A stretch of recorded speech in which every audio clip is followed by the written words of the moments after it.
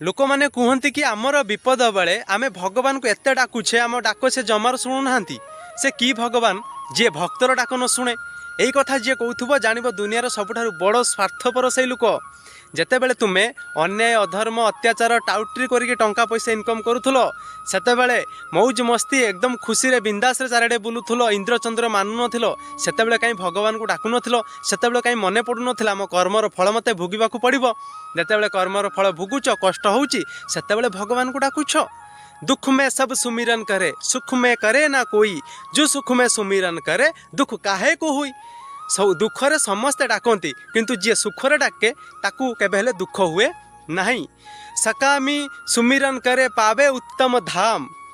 निष्कामी सुमिरन करे पावे अबिचल राम। सकामी जो माने आशा रखिकी भगवान डाकती से भल जिनस पाती किंतु जी आशा न रखिकी डाके से सीधा ईश्वर को आनंद को पाए।